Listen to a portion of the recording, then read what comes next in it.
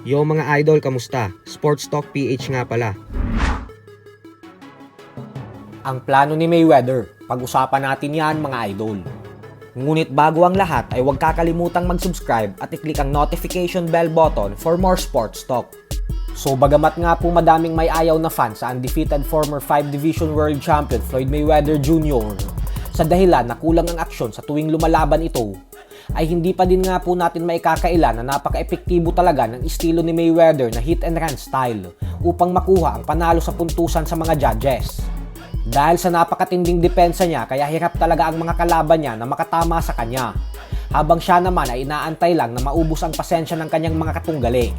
Dahil sa oras na maubos ang pasensya ng kanyang mga kalaban, ay dito na sila mag-uumpisang manggigil, na siyang dahilan kung bakit nagkakamali na sila at nawawala na sila sa kanilang game plan.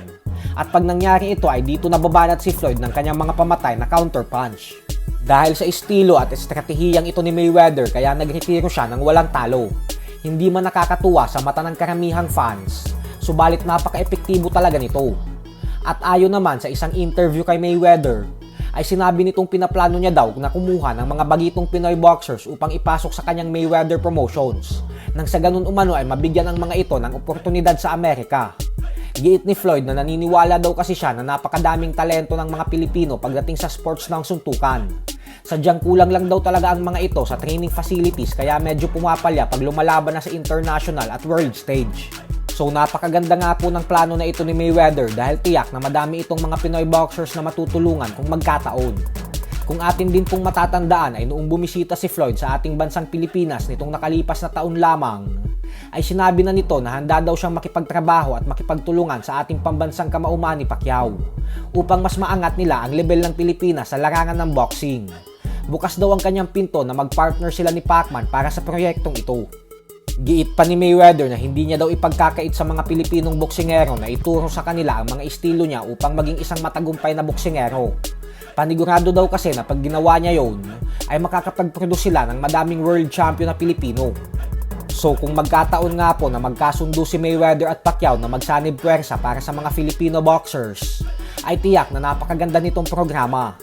Isipin nyo na lang mga idol na mag-focus si Pacman sa pagturo niya sa mga bagitong fighters ng kanyang opensa, habang si Mayweather naman ay ituturo niya sa mga bata ang kanyang depensa. Pinakamagaling na offensive fighter si Pacquiao sa buong kasaysayan ng boxing, habang si Mayweather naman ang pinakamagaling sa depensa sa lahat. Pag nakuha ng mga Pinoy yung opensa ni Pacquiao at depensa ni Mayweather, ay isang complete fighter talaga ang kakalabasan nito.